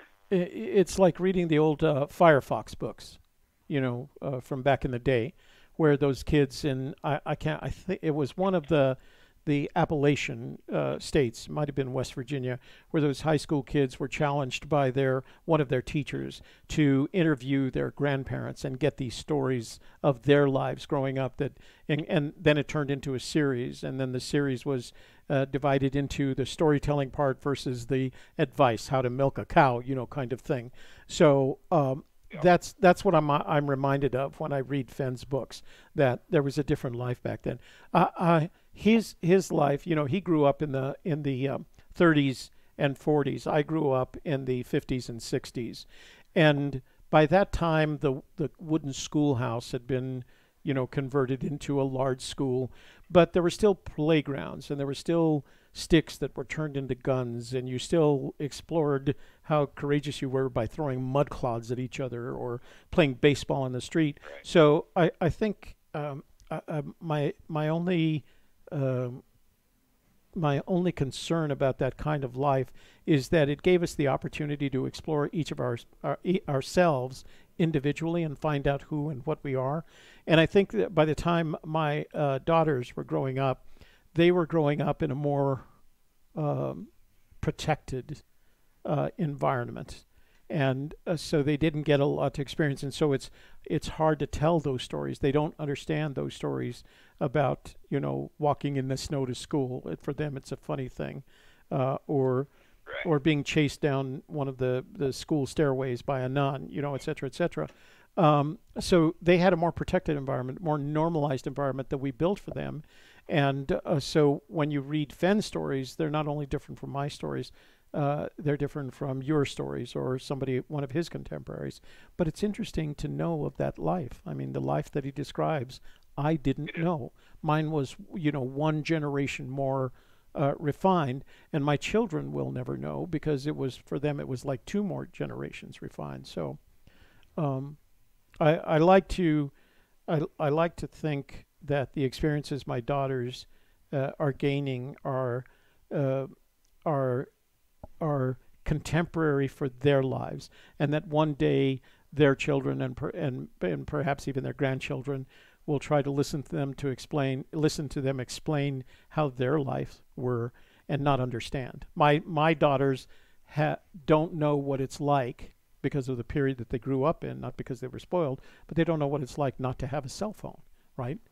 You go like, hey, look, there's a phone. I was in the Walmart. I was exploring the area that I'm moving to, and I went into the Walmart, and there was a payphone in the Walmart, and I took a picture of it. Like, holy crap, a payphone! When was the last time I saw a payphone? Who uses a payphone? So, but one day they'll try to. When we got a house phone, we had to explain to our kids what a house phone was and how it worked. Yeah. So but back then, they didn't have a color TV. They had radio, so they had to use a lot more of their imagination. And to me, what I get from The Thrill of the Chase is it's a book about faith, not so much faith in God, but faith in yourself and knowing that you can do things if you set your mind to it. Yeah, you can do it if you want to. You get a sense that the street smarts that he gained as a child, and he claims that he gained as a child, became the confidence necessary to join the military and then say yes when somebody said, we're looking for somebody that's a big enough sucker to fly an aircraft over enemy territory, et cetera, et cetera. So I think that street smart evolved into the kind of confidence that made him a successful Air Force officer and a successful gallery owner and a successful writer of books. I mean, I don't... he believed in himself. Yeah, exactly. He believed in himself, and that was enough to take him along his life's journey. Yeah. He had faith in himself, and he believed in himself. So it's funny, and I've said this before because I always do it in the context of advice I used to give my soccer teams, that winning builds confidence and losing builds character. And he's the kind of person that I think experienced both winning and losing and the benefits of that. Losing builds character, winning builds confidence. But he focuses on the winning. When he talks about his story, they do have these weird things. So the most prominent one to me was the guy that used to bully him at school over the olive jars. I mean the olives in the jar. And he found something funny and kind of good out of that. And he strikes me as the kind of person that can take the best out of any situation and not focus on the worst. He focuses on the best. I've never seen him lose his temper, for example. I've seen him ask questions, and I've seen him kind of wrinkle his brow at me, but I've never seen him lose his temper. And I think he always seems to find the good part in stuff. And I think what the wearing him down comes from the fact that there's only so many things he can control in that way, and that he's a point in his life where he can't control everything, that he created his own, Godzilla-sized monster, and he's lost control of it. So. Right. And we always have to look on the bright side of life. I mean, that's just good advice for anybody. You can't just focus on the negative. No. Look at the good, and if there is negative, learn from it. Our experience. Learn how to change it. Our experience and the things that we talk about when Shelley and I talk about these things it's a much better life when you focus on the good things in life, because you attract the good. Shelley will. I'm not going to throw her into her softer side mode here, but you attract the better things, and good things happen to you. And negativity draws negativity. Positivity draws positivity. So, all right. Let's see. All right. I do have a couple statements that I'd like to say for the community to stew on, I guess. Absolutely. Let's do it. If you don't mind. Okay, so Edgar Allan Poe, Hark the Raven Evermore. Do I need to write this down? Forrest Fenn. No, you don't need to write it down. Oh, okay. Forrest Fenn, the end is ever drawing nigh. So if the raven is ever harking, if we're not wise, will we ever be drawing nigh? That's something. Just think about that one. All right, so that's just for us to think about. You said there was two of them. What's the other one? And the other one is imagination is more important than knowledge. Mm-hmm. Forrest has given us the knowledge. It's up to us to use our imagination. Interesting. Well, I've always had trouble with that one. I'm not sure that I've always agreed with that statement, but I like the way that you put it. That's a fair way to put it. I think everybody has trouble with that one. Yeah, They get stumped up a little bit. Yeah. We're still trying to figure it out until we have that chest. Until the chest is in our possession. Yes, sir. That's the way it is. Yeah. All right, Toby. Well, I'll let you go. Hey, some more calls. Steve, thanks for calling in. We look forward to you visiting out here in New Mexico this summer. Definitely. I'll get a hold of you. And good wishes to your family. Thank you. You too. Have a good evening. You too. So, Shelley Carney, what's going on in the room? All kinds of stuff. Yeah. Somebody wants to have you talk about the brown streak in the book. It says he doesn't have the book, My Ouster. Could you talk about the brown streak from the book? New searcher, don't have the book. So the brown streak was the result of him sneaking out of a classroom at his school that was on the second floor, and he used to slide down the fire escape. And he'd slide down the fire escape railing, and it was a rusty old railing. It hadn't been properly maintained, and it was covered in rust. And so the rust would leave a brown streak on his breeches, as he used to call them. And people would notice it when he was walking along, of course, make fun. If you saw somebody in front of you and they had a brown streak on their breeches, wouldn't you make a little bit of fun too? And so they did, but that's where the brown streak comes from. The brown streak comes from the rust on the railing of the fire escape from the second floor of his school when he used to sneak out of class. And Jamie Rodriguez wants to know, do you think the special spot Fenn picked would still be the same if he didn't get cancer? Yeah, yes. I think the special spot is the special spot. Now, whether or not it became special as the result of cancer, I don't know. I think my opinion is that the special spot, once he discovered it, whenever it was, whether it was prior to that the special spot was not so when one discovers a special spot, it becomes special for a variety of reasons, including the fact that it's special to you, that no one else has discovered this special spot, or at least you want to believe that nobody else has discovered this special spot. Now, if you're diagnosed with, if you find that special spot and you decide that's my special spot, hold on, let me take this call and ask them to hold. Hey, caller, hold on just a second, please, so I can answer this question. I'll get right back to you, okay? Don't go away, please. Okay. So all right. If you have this special spot, so I'm going to answer this question.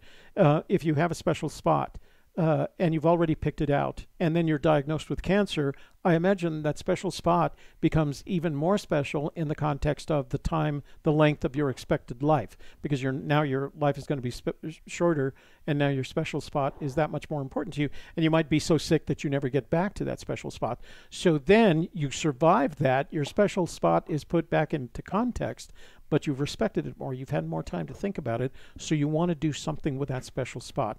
What's better than to do something with that special spot than I'm saying this sentence wrong. What would be better for that special spot than to hide a treasure that you knew was there and nobody else did? Imagine how when he goes to sleep every night, if he's over these, the challenges of being the person who hid this treasure. But imagine when he goes to sleep every night. I sometimes wonder, is the last thing he thinks about every night before he goes to sleep is that treasure in that location and that special place and the chance that he may never see it again? That would be a weird and simultaneously comforting thought. I think that's how he goes to sleep. I think he thinks of that special place. And I think it has gotten progressively more important in his thinking as he has aged, survived cancer, placed a treasure there, etc., etc., etc. Okay. Hey, caller, what's your name? Where are you calling from? And what's your question? Yes, I'm from Houston, Texas, and my name is Luis Figueroa. And I'm fairly new on the fence chase as well. And I actually went to boots on the ground one time with my family, and I was wondering the one place that I look for, and I give it because I'm gonna give it away because I just don't have the resources to go back again. Simon Canyon. Simon Canyon is near the Navajo Dam, going towards Bloomfield, New Mexico. There was one quote on the book that says the ugly house, something about the ugly house stands on the boulder, and there's a ruin there. There's a little Indian ruin in Simon Canyon that it stands on a boulder, and I don't know. I just found it interesting that it was so connected when I was reading the Thrill of the Chase, and I was wondering if you ever, ever went look around that area before. No, I haven't, only because I've never thought of that area around Navajo Dam as inside the search area. It certainly isn't in the Rocky Mountains. It tends to, by that time, you've reached what is called the Western Desert. So I've never looked in that area. Now, I don't disagree that area is full of interesting cultures, cultural artifacts, the different cultures, the Chacos, the Anasazi, all of those things. So it has some interesting things in it. But the other problem that you run into that area is you can move from one side of the road to the other, and you've moved from private land, which there is a lot of it out there, onto tribal land. Yeah. And either one of those are going to cause you problems if that's where the treasure was hidden. I don't think it is hidden on either one of those. Right. Because when I went, I found a dry creek that feeds into the canyon, and then there's there's a picnic area for just like a single family of not a lot of people go visit that area. Yeah. And it was 39, probably like 35 miles away from Bloomfield. And I was like, man, this almost fit everything on the poem. But like you said, I only went searching for like a day and a half, and it's pretty tiring. Like you said, boots on the ground, it gives you a whole different perspective. Yeah, it gets bigger. Just, something that I wanted to give away. Yeah. Maybe somebody has a better luck than me, and maybe I was on the right track, maybe I'm not. But yeah, I just wanted to bring you that up and see if you ever did search on that area before. We have you not. brought some good points. We have not been that far west. No, we haven't. But it sounds like an Well, I shouldn't say that. We have been that far west in terms of like going to Chaco Canyon and places like that to visit. I have fished on the San Juan below the Navajo Dam because it has record brown trout in that part of the river. Yeah. And it's restricted to fly fishing. So artificial lures or fly fishing. So that's where the real gung-ho, because it's a catch and release. So if you're a real gung-ho fly fisherman, you go fishing in the San Juan below Navajo Dam. So beautiful water. Well, hopefully you have a chance to take a look at it. Google it, Simon Canyon, and there's a ruin right there. There's a single family home ruin that is on top of a boulder. It was popular back then, but like I said, it's still protected by BLM. Yeah. But it's like I said, I just wanted to give it away. So maybe somebody has the same idea. Simon Canyon, yes. Simon Canyon. Yeah, Simon. Okay. Simon Canyon. I'll take a look at it. It's near Navajo Dam. Near Navajo Dam. You're gonna be able to find it, and you'll be able to see what I'm talking about. You're gonna see that picnic table that I'm telling you about. It's not for a lot of people. It usually was when I did the research. For single families, just to go over there, take a walk, and actually that ruin is less than a mile away. It's like probably maybe 3/4 of a mile away. So okay. I feel like that's definitely something that Forrest Fenn can definitely walk to and come back to the car. But like I said, it's just something I wanted to give it away. I'm not going to go back to that area no more. So Well, thank you for. I wanted to give it away. Thank you for sharing that information with us, and everybody in the room has heard it. And of course, I'll take a look at Simon Canyon. If nothing else, maybe the next time I go up there to go trout fishing, I'll make a visit in that area. Yeah, and like I said, I don't remember the page, but at the end of the book, I remember it says the ugly house that stands on the boulder is a quote, and I cannot give you the page number. I don't have my book next to me. Yeah. But I know it's almost at the end of the book that I saw that quote. But okay, that's what I wanted to give you guys up, and thank you so much for having me on the phone line. Well, no, thank you for calling. We really appreciate it. You have a good evening. All right, bye. Bye-bye. All right, what do you got, Shelley Carney? Well, Paladin says, if the finder wrote a book and had merchandise for sale, would you buy it or not support them? That's a good question. I don't see why I wouldn't support him. I think it'd be interesting. The problem is it would have to be more than a passing interest in order to buy the merchandise. So there's too many other ways to make money if you find that treasure than just selling merchandise. Although, you could merchandise yourself, market and merchandise yourself, and make money off that respect. I don't know.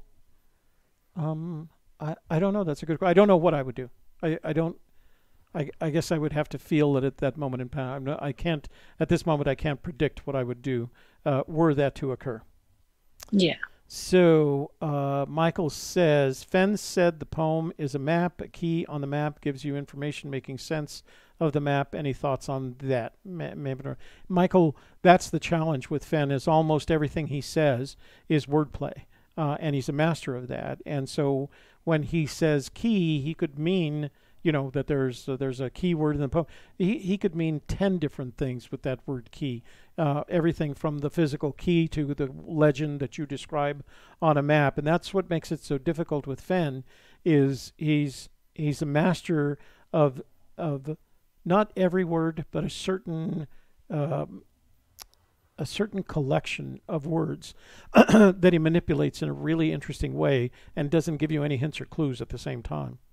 It reminds me, somebody asked earlier, and I don't remember who, they wanted to know what you thought was the difference between keyword and the word that is key. Oh, wow.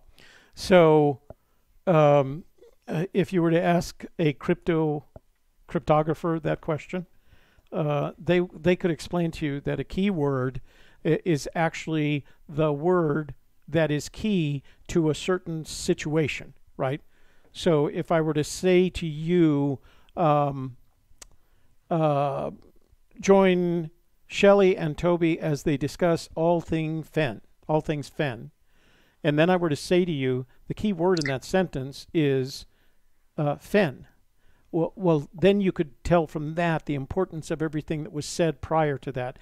If you use the phrase, the word that is key, I think that's a completely different perspective on exactly what that means. Because if I were to use the same sentence, join Shelley and Toby as they discuss all things Fenn, and then say to you, the word that is key in that sentence is Fenn, that has a completely different meaning when you say it or when you explain it than using the phrase, the key word is Fenn. They're completely different things. And so one has to assume one of two things. Either he knew he meant it to mean exactly the same thing, or he knew that it didn't. And I'm betting on the second. He knew that saying the key word, using that phrase, the key word is, and using the phrase, the word that is key, means two different things. It doesn't mean the same thing, and I think he knows that. As I point to the camera. My Ouster says, the brown streak in the story, do you think it's just part of his stories, or is it a clue? I do not think it is a clue, because the only clues there are in the poem. He says there are a couple of hints in the book and aberrations around the edges. It could be a hint because it's brown, but I do not think it's a hint. I think it's part of the storytelling. But don't get me wrong. For every person that you ask that question and they say they don't think it's a hint, there's another person, an equal number of people, who do believe it is a hint. You just happen to find someone who doesn't think it is, who has a YouTube channel. Hang on a second. I have got the Zoom product is behaving weirdly. Let me just do this real quick. I'll come back in a second. Down. So just wanted to say hi to some people in the room who haven't gotten their highs yet, and that includes Michael Hoole. Hey, Michael.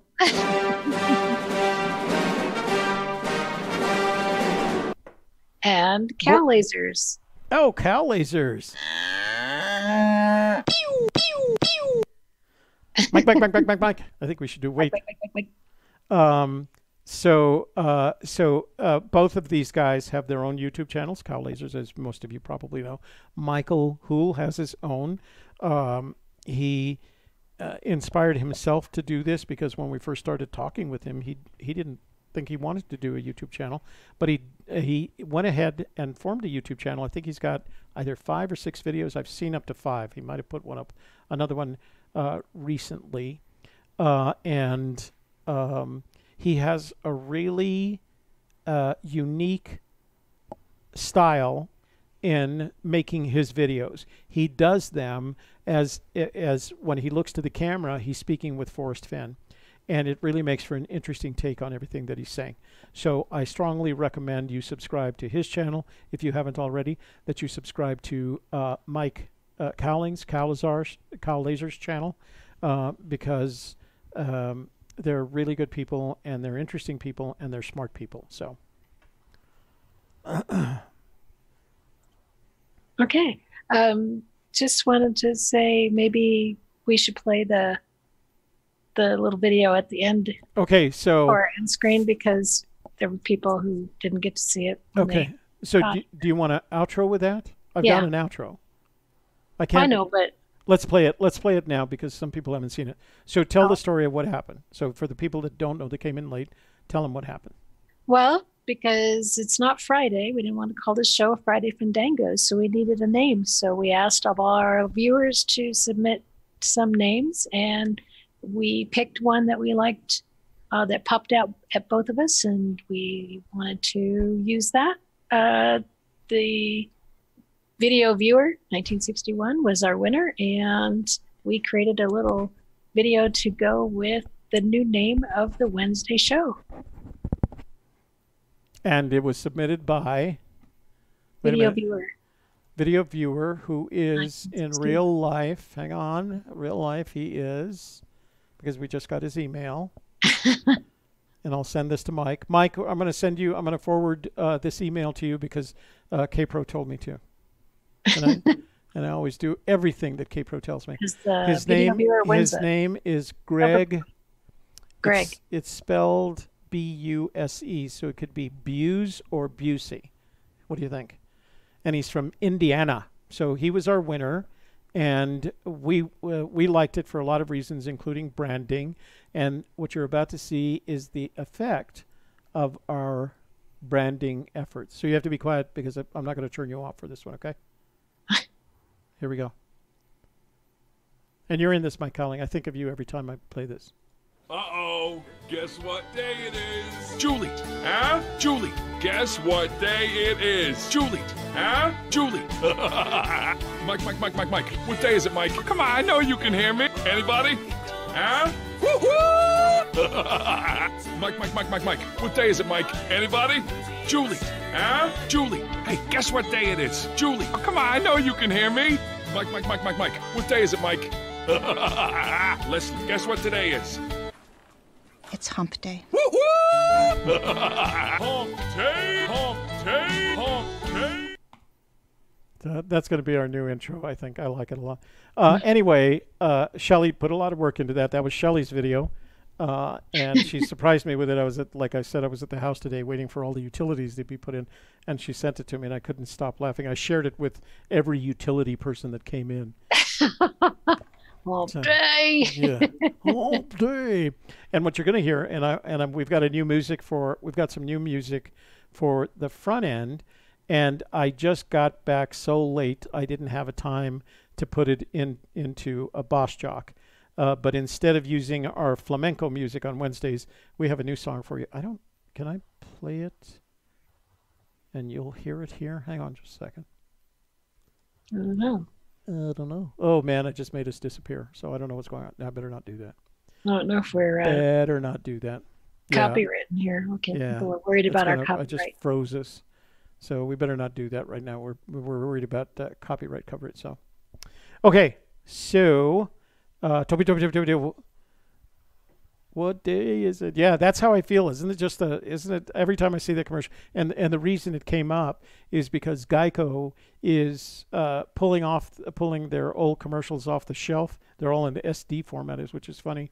And this one has been one that plays it, and every time they play it, I stop whatever I'm doing just so I can watch the damn camel, you know? Did I what? I don't remember what I was going to say. Are we done? Oh, did you look at your text messages? It sounded like you had gotten some while you were on the phone. Oh, I did. I got a couple more. So that was just an answered call. And let's see.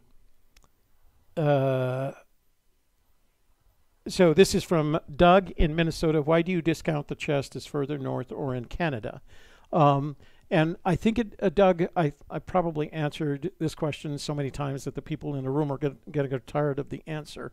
The answer is when Fenn wrote The Thrill of the Chase. He wrote it with the expectation that he was going to sell 1,000 copies. The first run was 1,000 copies. And in that book, he writes, just before he delivers the poem, he says, I hid it, referring to the chest, I hid it somewhere in the mountains north of Santa Fe. And to me, as I used to tell Shelley, if I were to kidnap one of her children and take them up into the mountains of Santa Fe and then let her know that I kidnapped one of her children in the mountains north of Santa Fe, would you look in Colorado, Wyoming, Montana, or Canada? And so that's always been, that's the basis for our rationale. In addition to that, the Rocky Mountains didn't even become a possibility until 2013 with the publication of Too Far to Walk.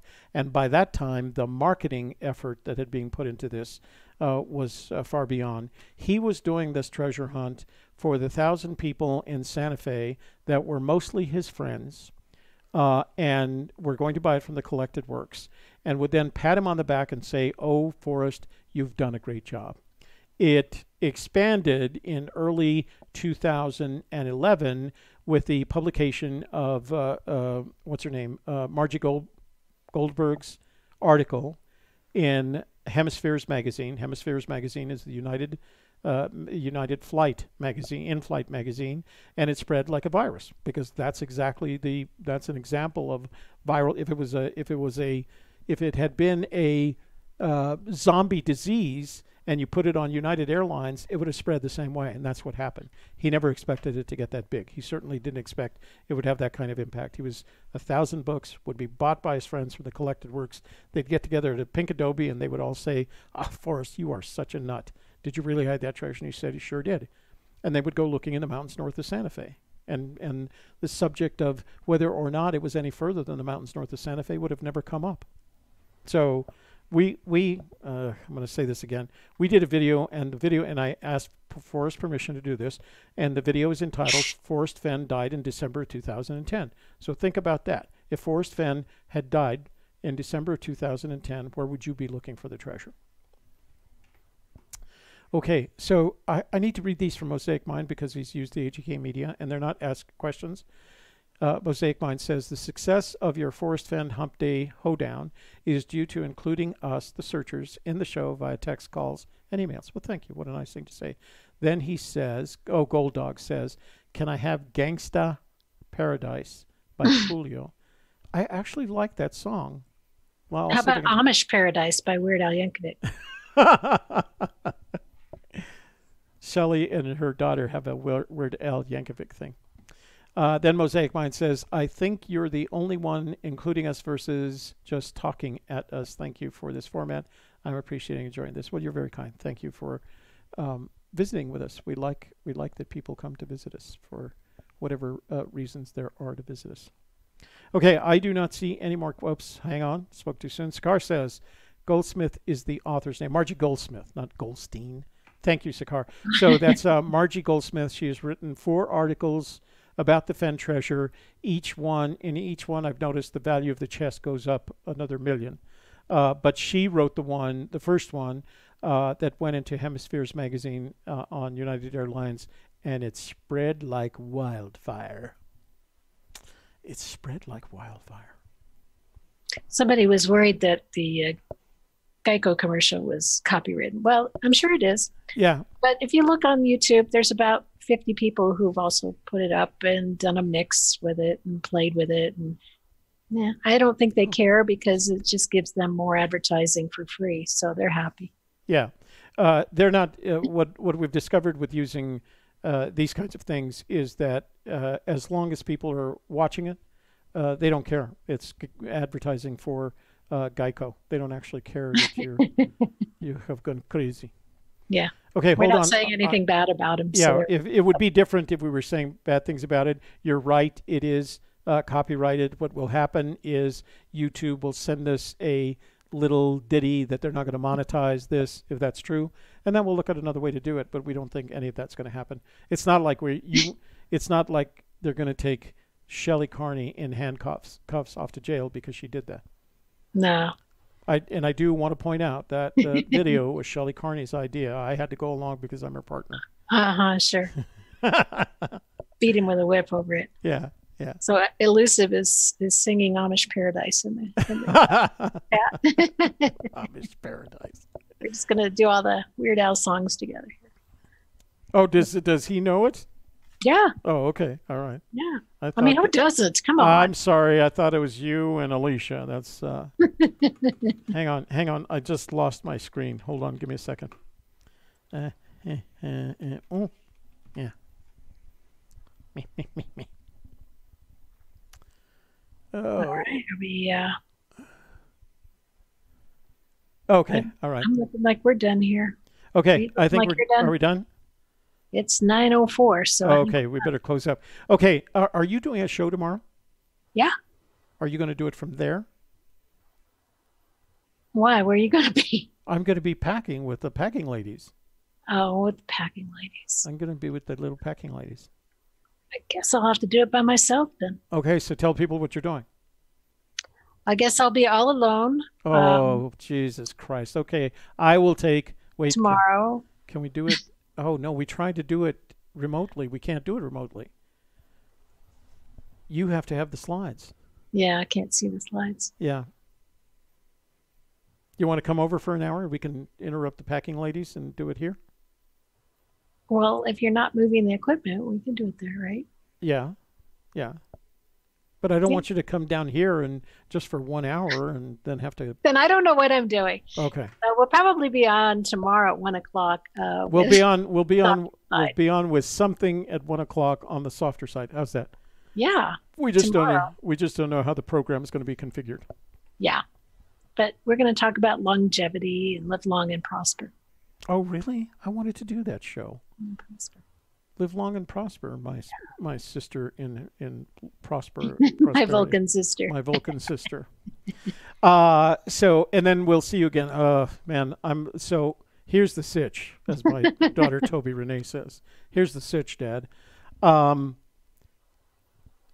moving on Friday, but I'm not moving the equipment. Everything else in this house will be gone and put in the new house.